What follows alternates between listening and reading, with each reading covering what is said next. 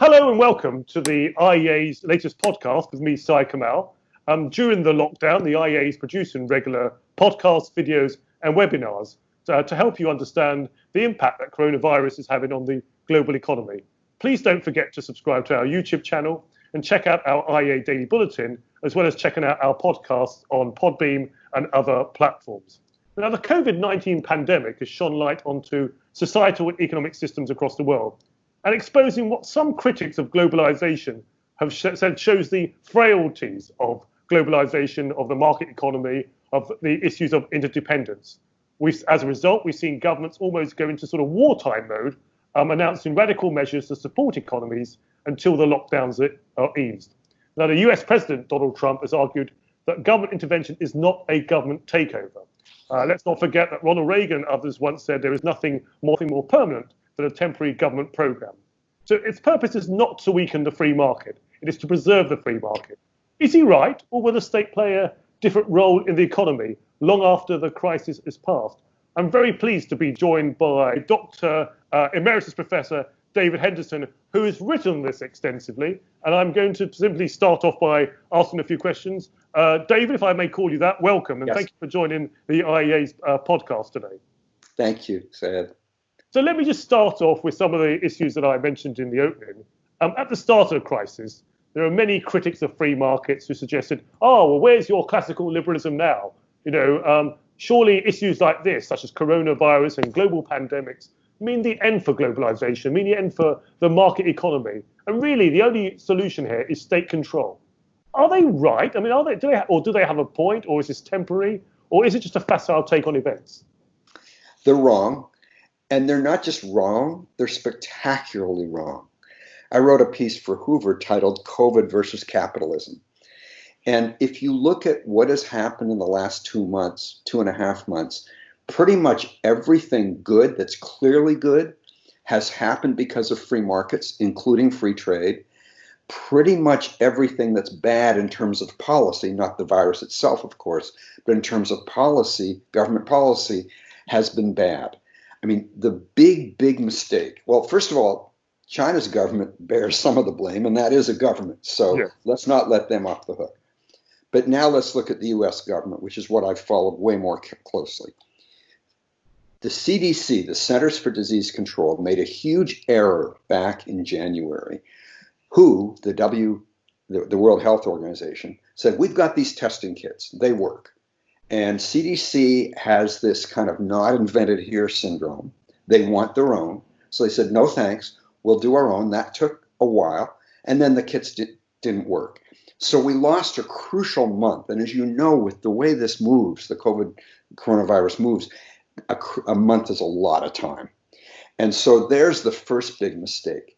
Then there was this woman, Dr. Helen Chu, at University of Washington, doing a study, and she finds a case. She's not studying the coronavirus, she's studying something else, but she finds a case where a young person had the coronavirus, and she goes, oh my goodness. So she wants to do tests on all these blood samples she's collected, and the Food and Drug Administration says no. And so then she waits, and finally says, the hell with it. I'm going to do the test. And turns out a lot of people had it. And then does the Food and Drug Administration come back and say, oh, we're so sorry, you're right. No, they say, stop doing the test. So there's a case where, we lost crucial time, not despite government intervention, but because of government intervention. On the other hand, let's look at capitalism. Let's look at free markets. My wife and I probably might, even during this call, get a package delivered by Amazon, by those incredibly heroic Amazon or whoever's delivering it, UPS or whatever. And they've been amazing. And they've prioritized. So I've ordered some books to read during this time. Well, they're going to make me wait a while. They would rather deliver Kleenex and food and other important things to people. And so they've prioritized beautifully. Let's look at the local Mexican restaurant where we did pickup yesterday, or I guess you call it takeaway in Britain.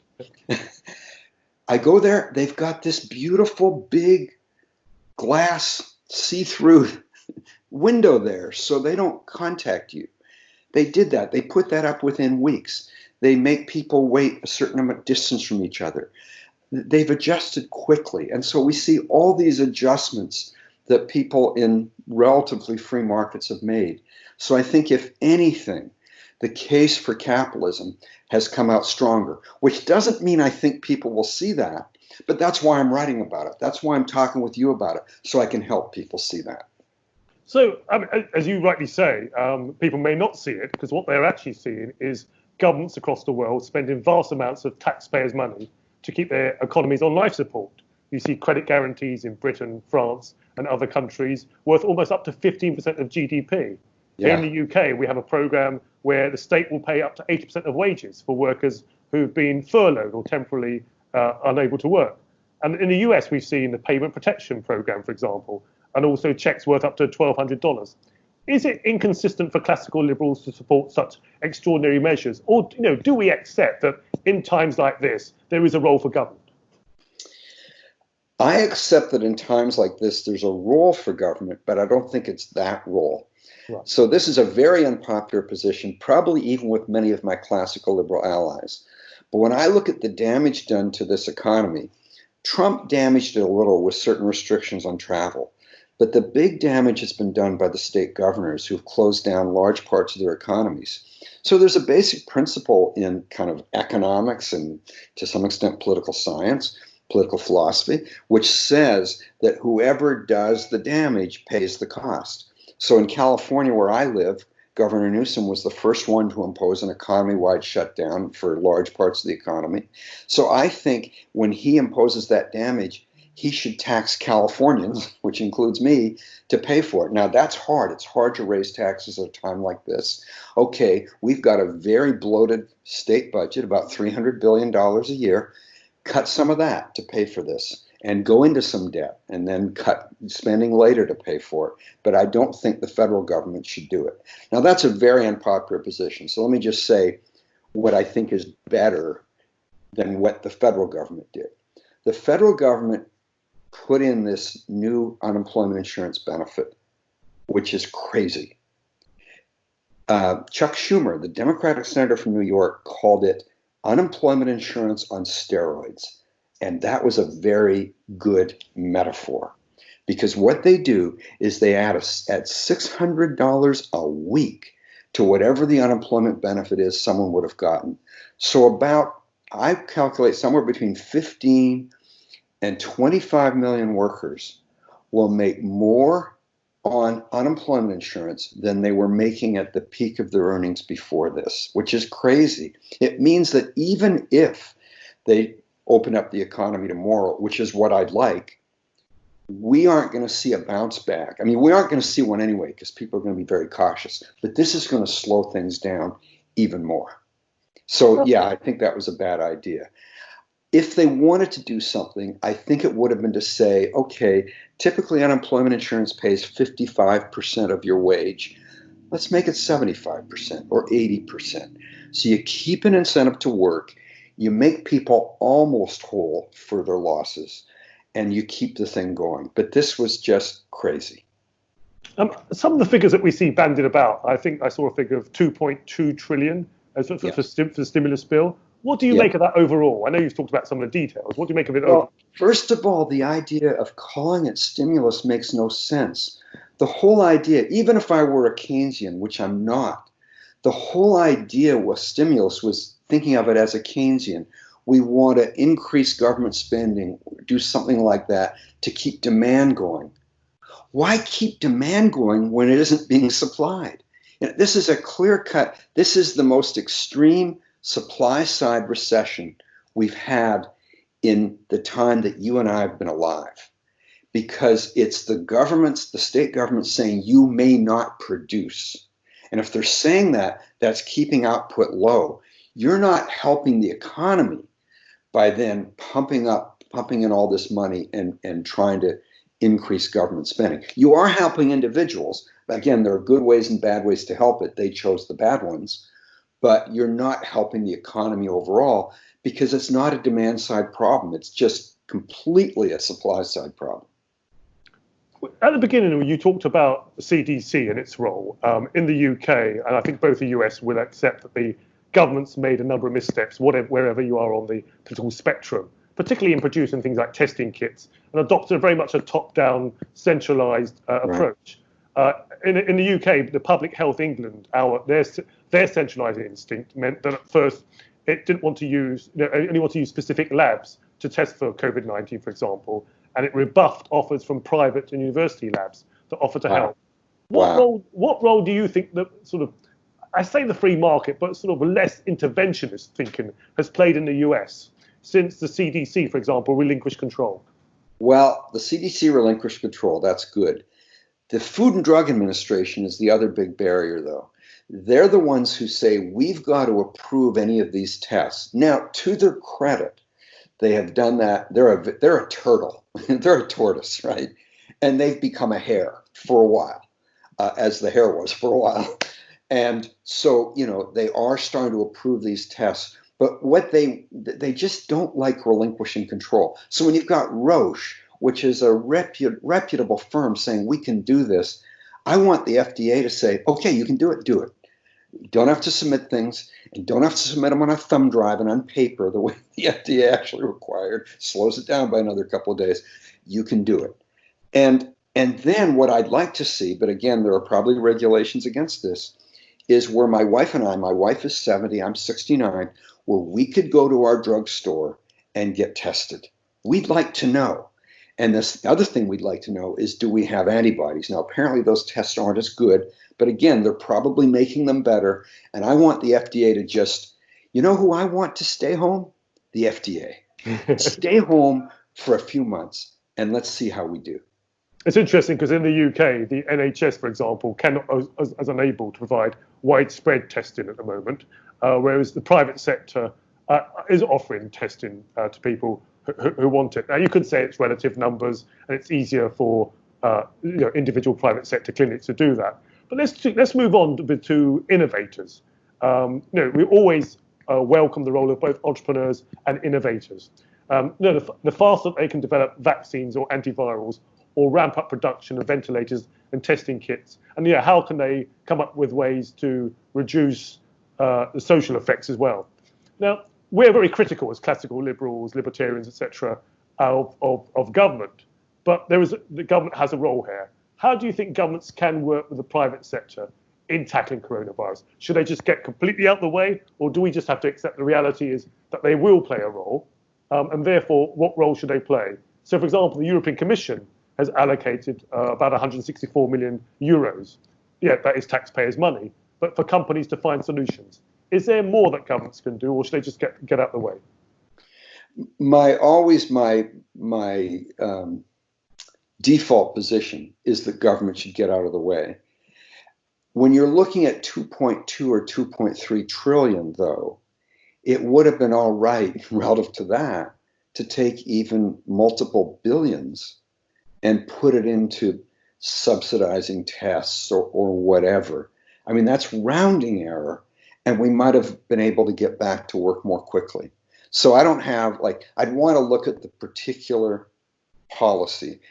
Government has an ability to mess things up. And let me give one little example with the so-called stimulus bill.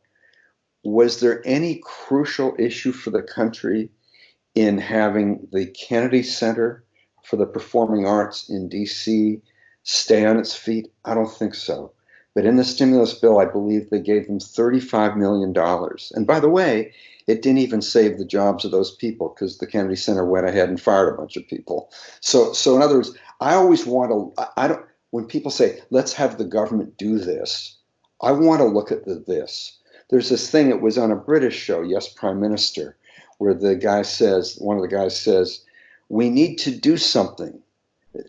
Government has to do something. This is something, therefore we should do it. And there's a lot of that in government policy. Yes, I mean, in a previous life, I was a politician.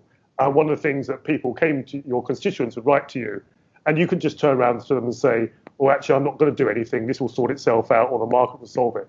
They actually expected their politicians to do something, and it's very difficult for politicians to say, leave it to the market, or we'll do nothing, if that makes sense. Right. But actually, on the other side of it, on the upside, if you think about the Twitter hashtag never needed, we are seeing a number of regulations being temporarily waived. For example, Yes. in the UK, restaurants are allowed, we didn't realize, but restaurants previously had to have specific permission to offer takeaways or takeouts. Wow. Now they don't need that. And people are saying, well, why did we have that restriction in the first place? We're Right. seeing quite a number of issues like that, and we're hoping as classical liberals, libertarians, that they won't be temporary. Are you seeing the same sort of thing in the US? And what sort of hope is there for classical liberals out of this to say, well, isn't this one of the upsides to what we're going through? We are seeing that. So, for example, Governor Charlie Baker in Massachusetts said, if you're a healthcare worker and you want to come to Massachusetts and help out with this, we will accept any license you have anywhere in the country. And I bet a lot of people said, what, you mean you didn't? So if you were a New York licensed doctor, you couldn't practice in Massachusetts? That's right, you couldn't. And so we're seeing a number of states do that now. Arizona led the way about a year ago with licensing. They said if you have a license to practice anything, anywhere in the country, we will let you here as long as you don't have a criminal record or something like that. And so we're seeing more of that, and that's good. Another one is telemedicine. Doctors being able to deal with their patients like this, with Skype or even over the old-fashioned phone. There were lots of restrictions on doctors being able to bill for those services if they did it.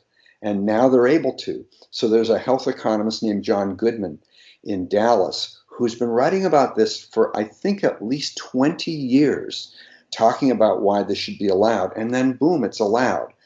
My hope, and I'm gathering your hope, is that this will remain once this thing ends. We'll see. But certainly we'll have a lot of experience with it. Another one is truckers. There are all these rules on how much sleep truckers have to get in between various hours of driving, as if truckers are kind of automatons who can just turn their brains off and sleep. And they've relaxed some of those, only, by the way, for certain kinds of medical goods and emergency goods and so on. But at least they've relaxed it. Again, and by the way, I've been reading about this for years. I study a lot of regulation, and there were major objections to this anyway, even before that. This didn't make a lot of sense. So some of those things have been relaxed. I hope they'll continue to be relaxed. We'll see. And on that, you and I would clearly hope that a lot of these regulations that are being relaxed will continue to be relaxed. Are there some that you think it will be very difficult to put the genie back in the bottle, and others, such as, say, trucking, they'll say, well, actually, the emergency's over, we're going to go back to our old restrictions? That's a tougher call. Yeah. I wouldn't be surprised if it's hard to put the telemedicine back in the bottle. I think it would be hard to put the telemedicine back in the bottle. And the reason is partly because people are saying this could go on for months. So we might get, say, some months from now when people don't even agree about when it ended. And so then there's more of a chance, I think, to keep it out of the bottle and allow something like that. It's interesting. One of my colleagues, Dr. Steve Davies of the IEA, he gave a talk recently about the economics and history of pandemics. And he said one of the factors that you saw was quite often it accelerated trends that were happening anyway. Yeah. And so, in some ways, one of the things that another of my colleagues, Len Shackles, wrote about is there's all this talk about, has this accelerated the move to, say, for example, remote working? I've spoken to, for example, other university professors who said to me, Nick, even when we go back, we don't actually have to travel to each other, spend half a day traveling to each other, and just for a 1 hour conversation. We can continue to talk like this. So I just wonder if there are ways, in many ways, what will change and what won't change. We can't predict that, but it's an interesting phenomenon. Right. And of course, that's not necessarily about regulation. Yes. It is the case that certain kinds of conferences I could imagine happening. Now, I think you miss a lot. There's just all that in between sessions where people are having coffee and talking and so on. I think that's missed. So I think a large percent of that will come back. But it'll come back as people feel safer, not before people feel safer. That's I think that's right. I mean, people talk about the water cooler conversations, for example, as well, don't they? And those sort of conversations. If you look at the evidence of history, it's that quite often that pandemics arrest and delay, or even reverse the process of economic integration. Clearly, there are people at the moment saying, well, look, what's happened to your globalization? These pandemics travel along trade routes. They travel with movement of people. Historic pandemics, they also traveled along trade routes, but they traveled slower. These are Right. traveled much more rapidly. So the other thing that history suggests that after crisis, the state does not always relinquish all the ground that it has taken. How much should we be alarmed about that? I think quite alarmed. Robert Higgs, the economic historian, wrote a book in 1987 called Crisis and Leviathan. I actually managed to persuade Fortune magazine to let me review it for Fortune, which is not a necessary fit. And Robert told me later it led to a huge boom in their sales. But basically his argument is that in the United States, we've had three crises. He calls it the ratchet effect. We've had three crises: World War I, the Great Depression, World War II, where a huge amount of government intervention occurred. The crisis ends, and most of the government intervention has ended, but a lot of it remains. And that, he says, explains most of the growth of government in the United States in the 20th century. So I could imagine that being true here too. It's hard to say. It's hard to know what will remain. I do worry about all these governors who've seen what they can do based on pretty skimpy evidence. I mean, we don't really know. So, for example, in Monterey County, where I live, which has about 300,000 people, we've had, I think, 109 cases and 3 deaths. And we're now in, past mid-April. And the guy who made the call, the health officer, is claiming we'll have 33,000 cases in another 6 weeks. And he's been off by an order of magnitude so far, but that hasn't made him change his model. I don't know the guy. I wouldn't be surprised if he kind of likes the power he has and everyone listening to him every day. And I think a lot of the governors are like that. And so they've learned that they can take a lot of control of the economy, not apparently paying a political price, although we'll see. And I think a lot of them, frankly, like it. It seems here that we're drifting into sort of realm of public choice theory, for example. Yes. State failure and, the sort of mistake that a lot of people make, that governments or state are these sort of neutral arbiters and always act in the public interest or not necessarily their own interest. I've really come to the end. So before I wrap up, are there other things that you would have liked me to have asked you, or anything that you want me to, even a bit of sort of self-publicity for yourself? That we can slip into the recording? Yeah, let me think about that. Before I get to publicity about myself, just the issue itself. I think that one of the things we classical liberals need to do is just not let go of telling the story about how well the private sector has done relative to government. Okay, I'll ask you that question now. Okay, let me ask you that question now. That makes sense. Okay. For the recording, so we can then cut it in. Got it. During this crisis, we've seen all this sort of government intervention. We've seen lots of debates about what works, what doesn't work. What do you think it's important for classical liberals to be aware of and to keep pressing home? Keep reminding people of how badly the government did, how slow it was to react. And I'm not saying governments need to do all these good things. They just need to let people do good things, and they didn't. So keep reminding them of that. Keep showing them how well the private sector has done. And that's what I would say. Now, the little publicity thing is I wrote another piece about saying I think we should end the lockdown now. It's a controversial position. Even a number of my classical liberal friends don't necessarily agree. But I'm having a debate on it next Tuesday online with Gene Epstein as the moderator. And it's going to be with Justin Wolfers, who disagrees with me, as I think most economists do. Anyway, so that's... Okay, let me ask you that question then, in that case. Right at the beginning, you talked about the fact that not all classical liberals necessarily will agree with you. Now, as Dr. Eamon Butler has written a number of times in his primers on classical liberalism, that classical liberalism is not one view. There are a range of views. People disagree, for example, on the role of government. Some are anarcho-capitalists. Some are, for example, believe in a night watchman state. Others believe in a bit more intervention, perhaps in areas of education, for example, such as that. Now, you've called for an end to lockdown. clearly, not all classical liberals agree with that. Tell us a bit more about your thinking there. Right. If you look at how the lockdown started, the first statewide one was in my state of California on March 17th. We were never brought into the discussion. We, the citizens, were never brought into the discussion. It was just announced from the top down. It was based on some kind of model. They didn't really tell us much about the model, but we're going to lock it down because we think that's the right thing to do. And by the way, what was their justification? We want to flatten the curve. We want to make sure the hospitals are overrun. Take a look at capacity at my local hospital. They've got excess capacity. Hospitals are laying people off because they can't afford to pay them. So we flattened the curve, and now they seem to be changing the argument for why we want the lockdown. I'm saying I think it's a little bit of a crapshoot.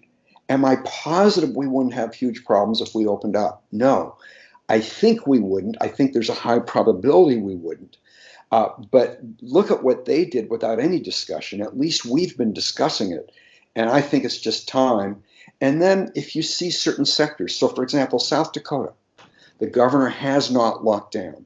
They had one pork processing plant where they had a big problem. So they're focusing on that. They've got, I think, 7 deaths in South Dakota so far, including at that processing plant. So there are really good reasons to think we can open up.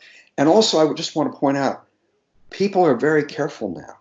When I go for a walk, I veer to the left. I guess in Britain you drive, but I veer to the left. They veer to the left. We stay 6 feet apart.